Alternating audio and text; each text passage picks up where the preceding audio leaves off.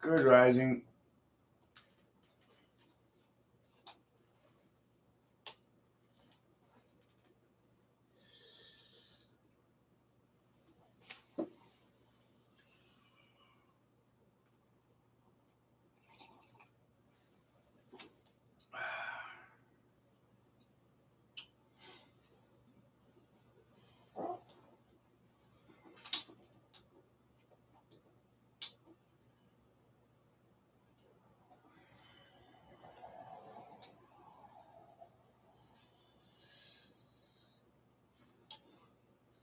I say good rising because good morning is a question and is a negative frequency.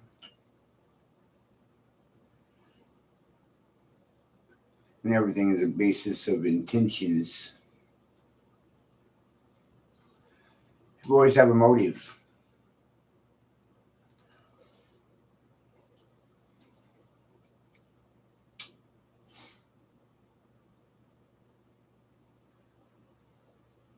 I find that not having a motive is the higher intention.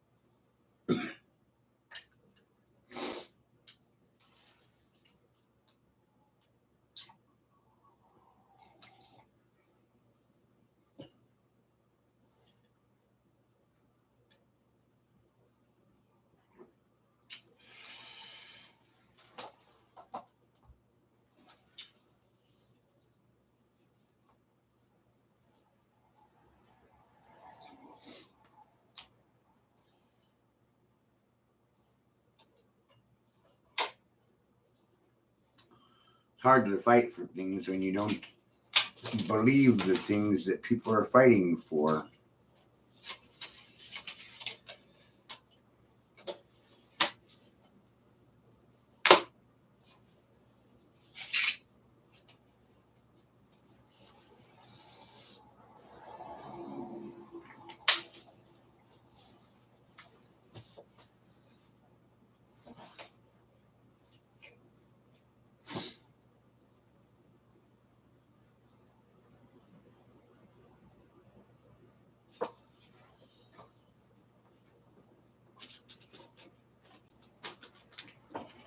At all.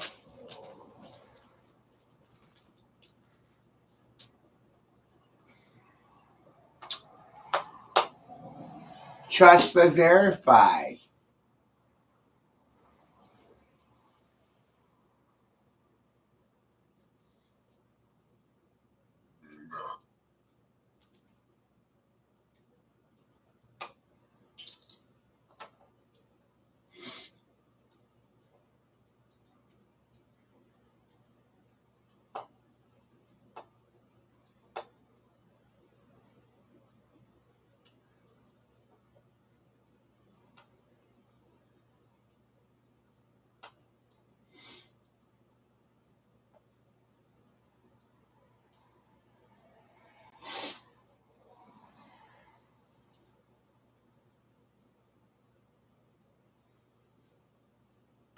In the University of North Carolina,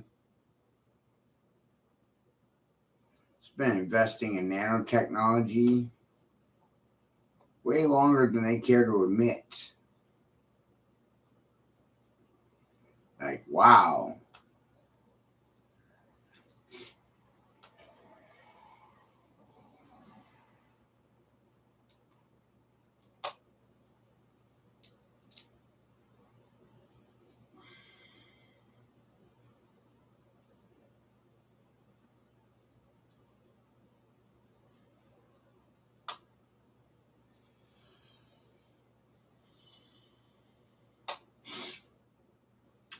And the shit I saw that's being done in Greensboro, North Carolina. It's very, very similar to that they're showing you in the movie Gamer. Self-disclosures, literally telling what you're doing in plain sight. Nanotech, nanobots, nanotubulars.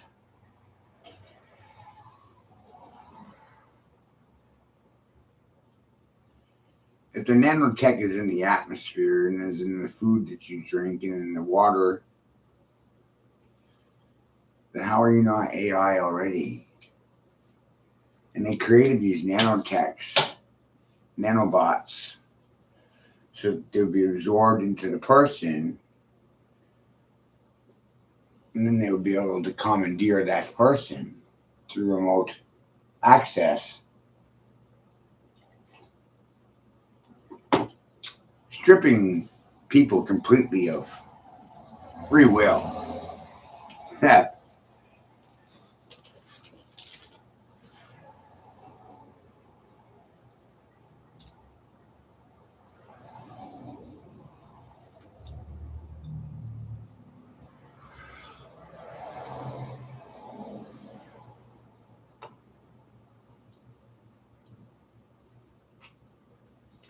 And their right to say no. They don't have a right to say no. Got overran by nanobots.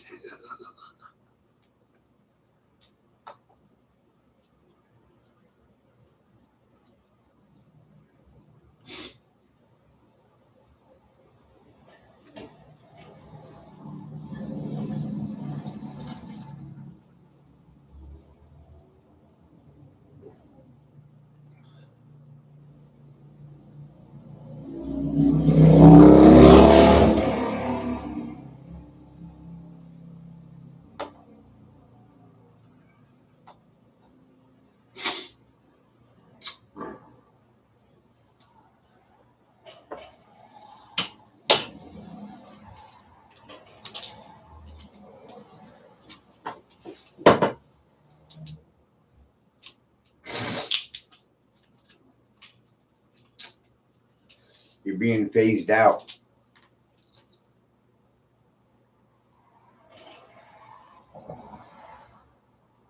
Human life doesn't matter anymore.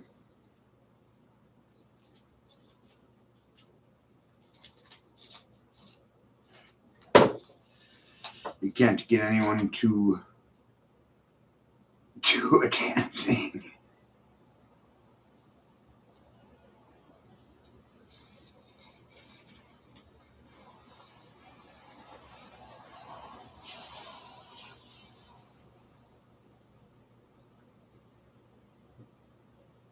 It's too late now.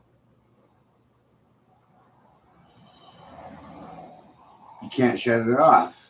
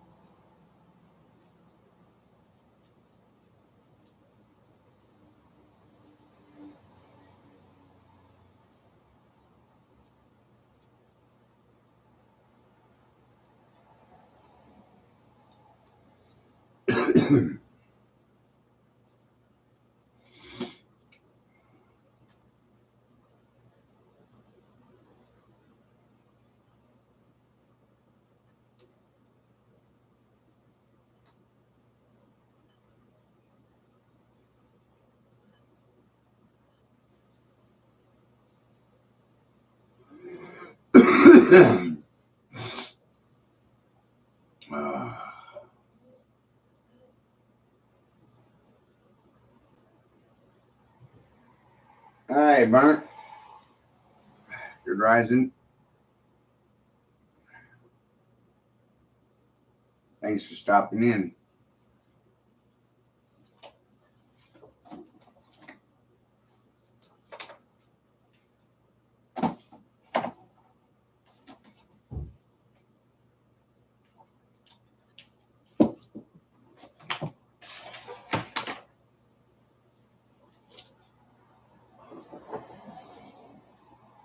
People think I enjoy this. I don't enjoy this.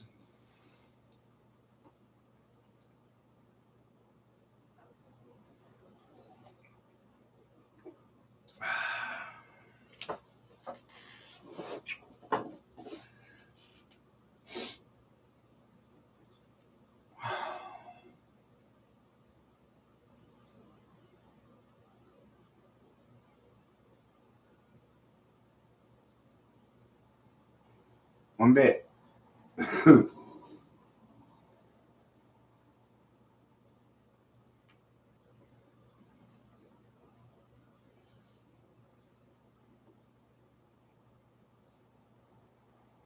Human labor is obsolete. It's being phased out.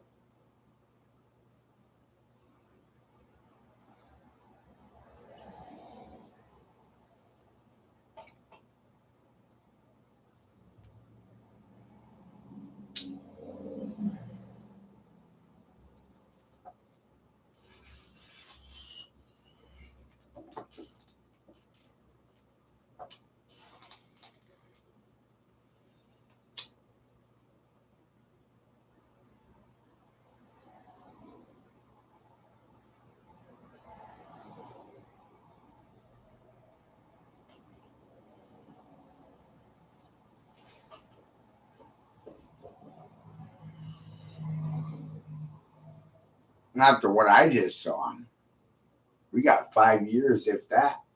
If that.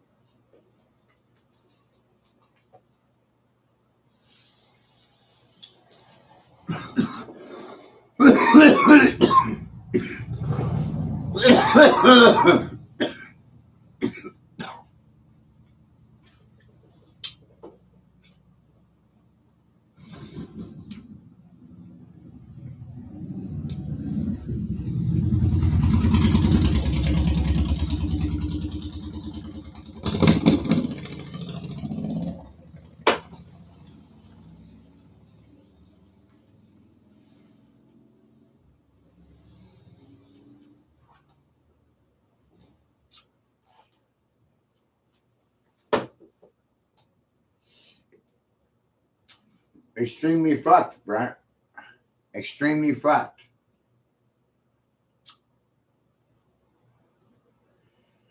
I sit here shocked by the things that I know. I don't even like knowing. And most people are behind in times and they think academia is a competition.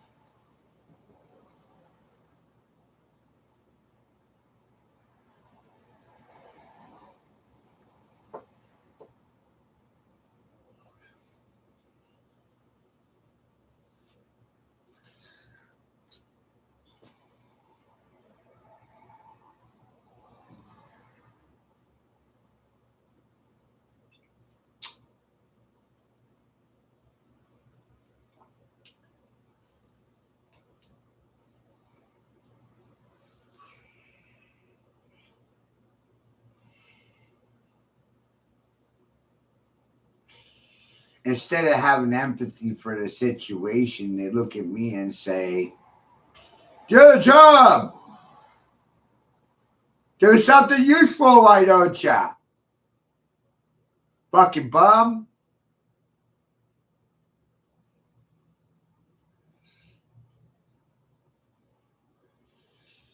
They can't see that this is a job.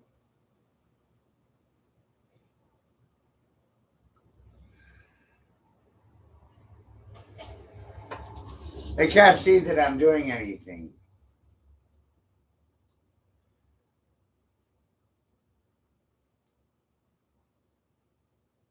So that's a big part of the problem. They don't think I'm doing anything. And it's always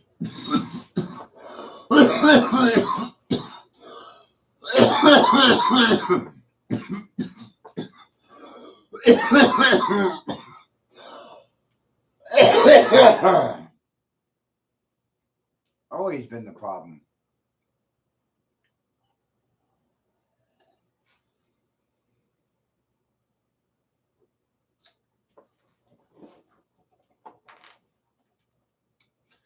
Ever wasn't the problem.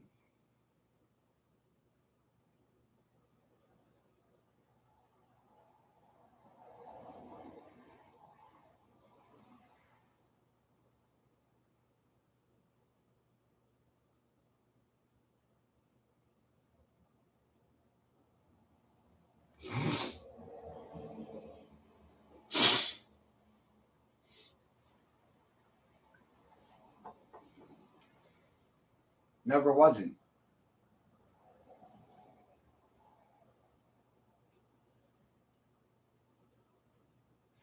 You can't get them to admit anything.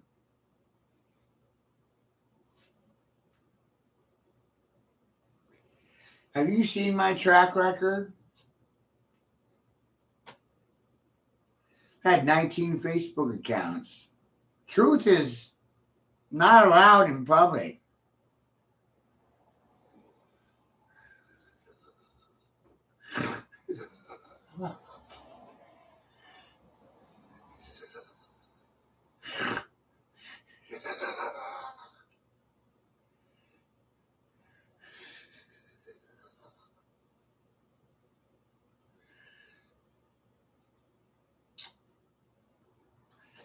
The truth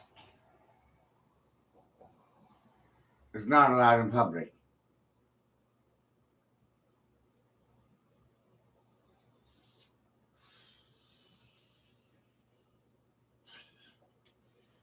The fucking liar in the room doesn't even want truth to exist.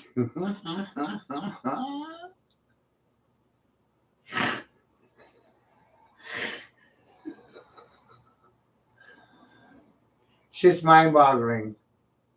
You can't have truth without lie and lie without truth. You can't have one without the other.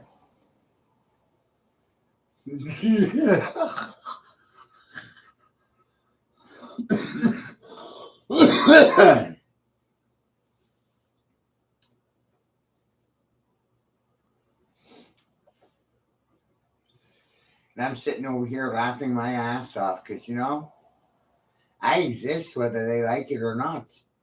That's true. They can deny my existence all they fucking want to.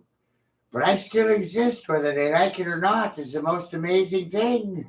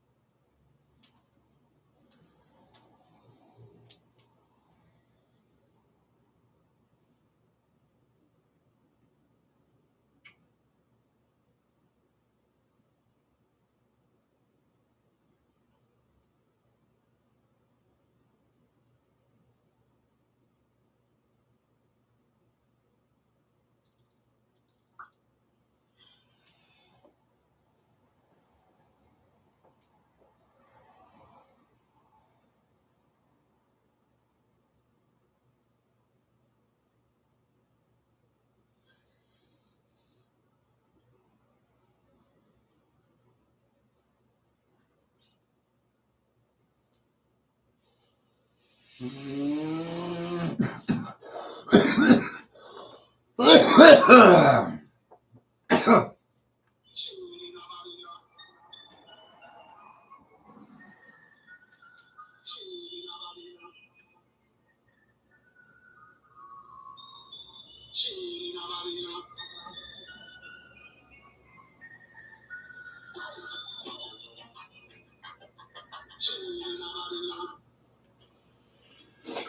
goddamn funny, isn't it?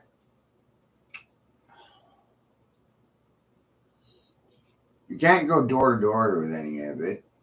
Political resistance to anything that's controlled.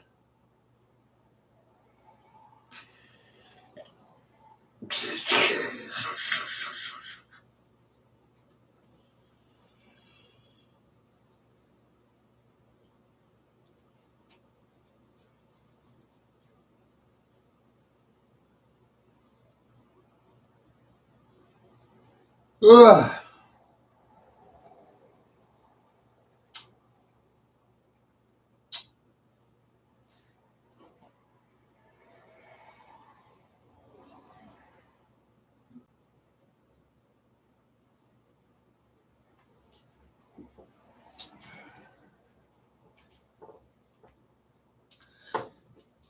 Resistance is futile.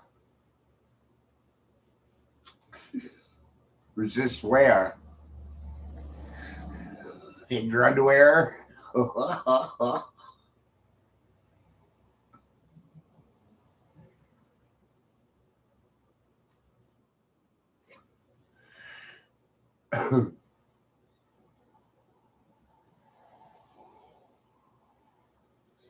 I'm going to resist in my underwear.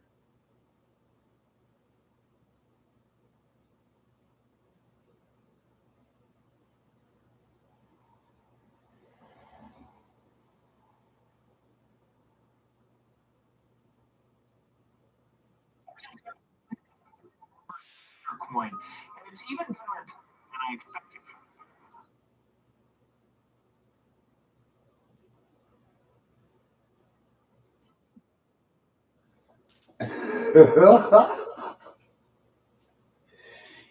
It isn't. Oh, I'm so glad you said that. Burnt, I'm so glad that you said that. You know, I got a witness for this. And this is all thanks to leadership and the Democrats, right?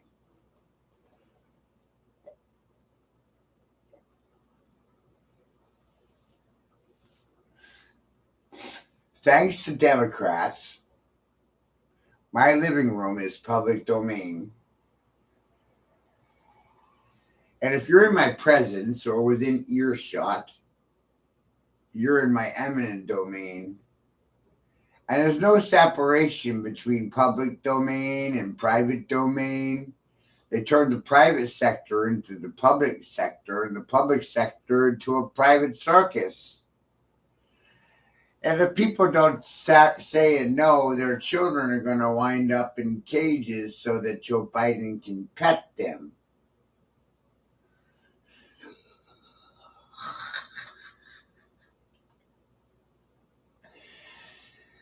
You're absolutely right, Bert.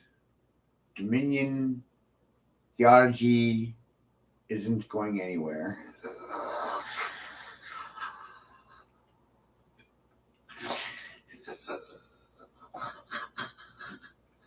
Said the line from domain, dominion, domain, domination.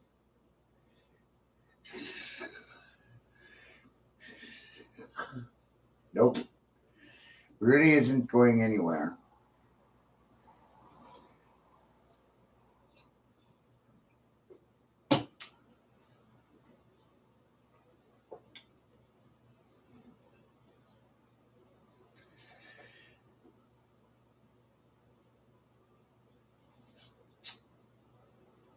It's going nowhere at all.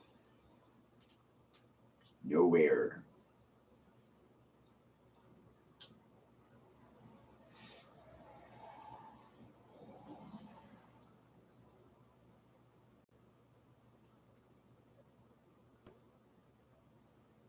much for your time.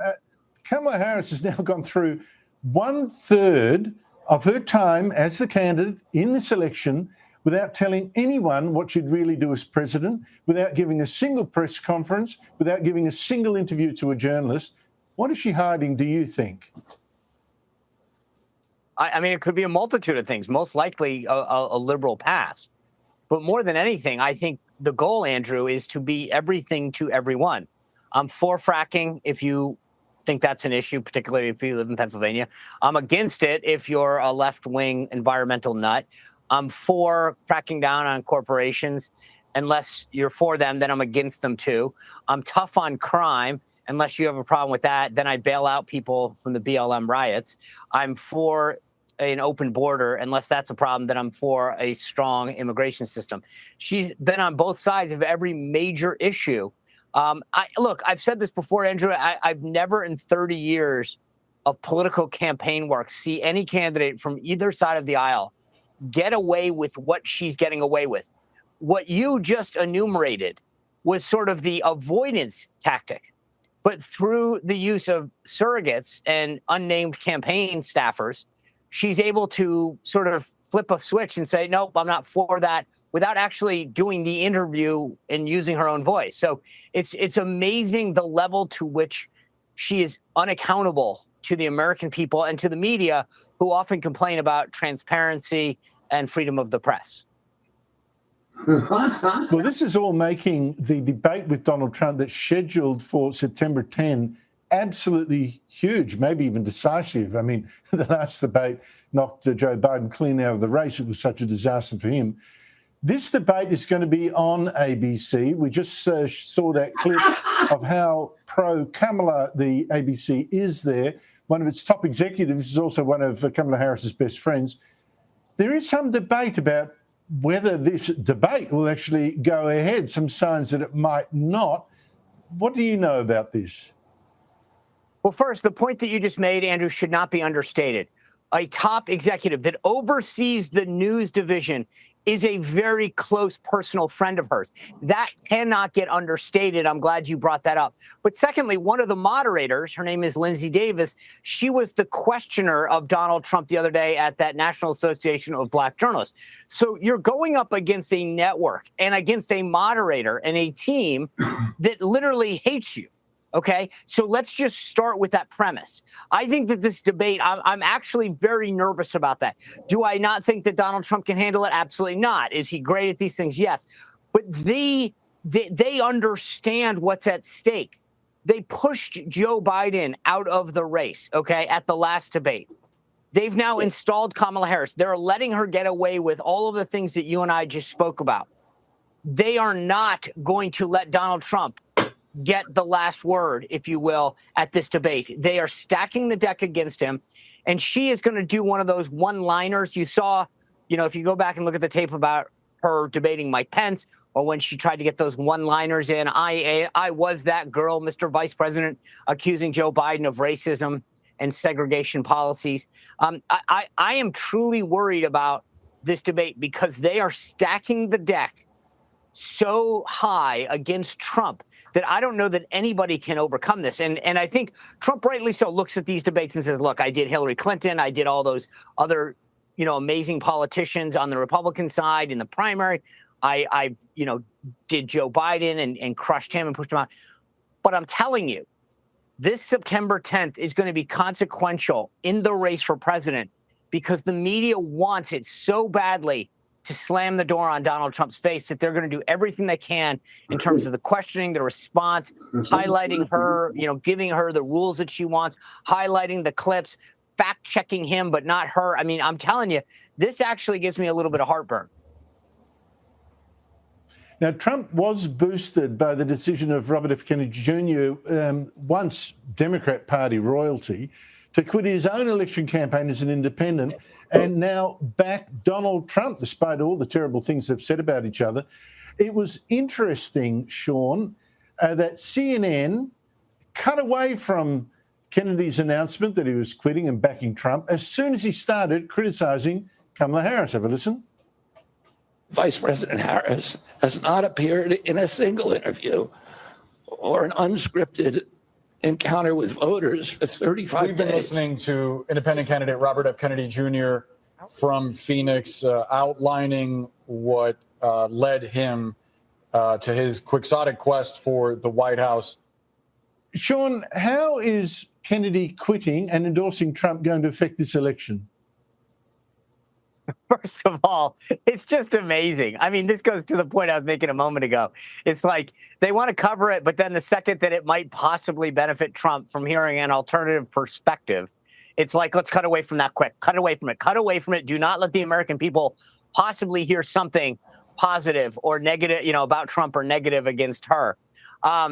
How is it going to impact? Here's the thing that people have to recognize. In the 7 battleground states where this election is going to be won or lost, the margin of victory in so many of the states is literally thousands. Like, Michigan in 2016 was 10,703. Wisconsin was 20-something, 22,000. Pennsylvania, 44,000. So you look at what RFK brings to the table, especially his support among young men who are low propensity voters, who I think when he throws his support to Trump, let's say it amounts to 0.5%, right? Maybe 1%. That's a huge amount in these battleground states where we're talking about thousands of votes making the difference. I think the proof to me in politics is always where you spend your time and money is where your priorities lie. And look at how much time and money the Democratic National Committee spent going after and attacking Robert F. Kennedy, suing him, spending millions of dollars trying to prevent him from getting on the ballot access. Now, it's a side note, but it is kind of funny coming from the people who love to preach about democracy. But the reality is, getting back to the broader point about priorities, they knew that he was a threat to their campaign and to their way and to their election. And so they were spending time and money preventing Kennedy from getting on the ballots and from advancing his campaign. They know that it benefits Donald Trump. And I think that Kennedy backing him could have a consequential effect in those key states. Sean, finally, what are the polls telling you right now about where this election, how it's tilting one way or the other? Yeah, it's a great question that you're asking, Andrew, and that's kind of leads off of the last answer. It is a tight race that I think will be decided by thousands of votes in those 7 states. And it's going to be like a little EKG monitor for the next 70 days here in America. One day, Trump will be up a little in one of the states, then it'll be Kamala up by a state or two, and then down or whatever. But when I did this map to 270 electoral votes on my podcast, if people want to go back and look at it, where I went state by state, west to east, north to south, every state. And I can play out scenarios that show Donald Trump winning with 300 electoral votes, and I can show you a tie, 269 electoral votes to 269 electoral votes, where the House of Representatives in America would decide the outcome of the election. The point is, this is going to be close. And I think that you're going to see a little bit of up and down between now and the election. The one last thing I will tell you is that I keep saying that I think there's a bunch of X factors. What does Iran do? What does North Korea do? What does Russia, and how does the Ukraine situation play out right now? Does Putin maybe go on some newfound offensive? Does China become more provocative in the South China Sea? You saw just tonight them dealing with sending a plane into the Japanese airspace. And how does the Harris team react to real world results? Because she's untested. She can get away with a lot of things, but I think if there's a real world crisis, remaining silent won't be an option. And if she chooses to, that will speak volumes. But I believe that there's 1 or 2 X factors left between now and November 5th that could really shake this election one way or the other. Well, we shall see. I think it's a white knuckle ride. And what I'd really appreciate is to have some clue as to whether it's going to be a moderate Kamala Harris that would become president if she wins, or it's going to be going back to the old hard left one that was rated the most liberal. Yeah, at the end of the day, she will default to the liberal nut job that she is. But in the interim, she will tell you whatever you want to hear. If you want her to be that moderate, tough on crime, strong on the border Democrat, well, she'll be that to you. If you want to hear the progressive, crazy, leftist, environmental whack job, she'll be that to you. She will be whomever you need her to be between now and election day to get power. It's all about power to her. It's about winning and power. She'll say and do whatever she needs to say in the interim. Well, I'm all agog as to who will win the election. Is it Donald Trump? Is it Kamala Harris, the moderate, or is it Kamala Harris, the far left candidate? It could be any one of those three. Sean Spicer, thank you so much for your time. You bet, Andrew. Good evening and welcome to a program devoted entirely to lefties losing it. Let's start, lefties, with this almighty group meltdown on CNN because Nancy Mace allegedly mispronounced Queen Kamala's name. Watch this demented carry-on. And right. Kamala Harris, if Kamala, I you said I this will when I called you say Nancy anything that I Mace. want. It's Kamala. You're doing this on purpose, Congresswoman. not. Disrespectful. You can't expect people to If respect a your man put service on if a you don't skirt and respect walked hers. that stage 25 years ago, she You're a would have white said woman it. She would have disrespecting a taken black that woman. That is achievement away from problematic. women. Mr. That's Dyson, let me get in disgusting. here because I want to. Did you hear that? He said you're a white woman disrespecting a black woman. Why? By calling her the name everyone has called her for years, decades. How long was she in public life before we were told that her name should be pronounced differently? And can someone alert the president because he's still pronouncing it this way?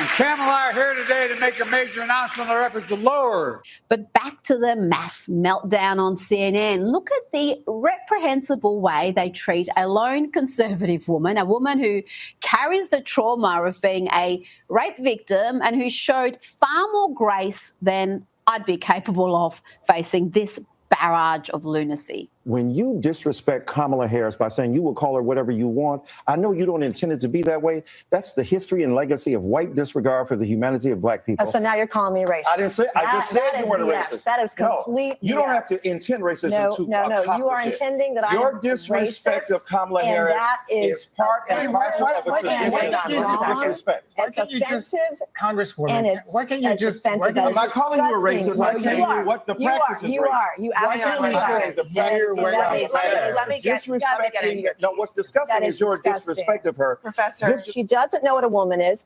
And if 25 years ago, White women don't have the ability to tell black women who paid the price of blood to make this country what it is to tell them they're not real women. 25 They years care ago, for your babies. 25 Just hysteria and hyperbole there. There's much more of that lefty losing it madness, but I won't subject you to it because this next bit is even better. Remember Don Lemon? Before CNN sacked him, he's back doing vox pops and being laughed at by the good folk in Jersey and Atlantic City.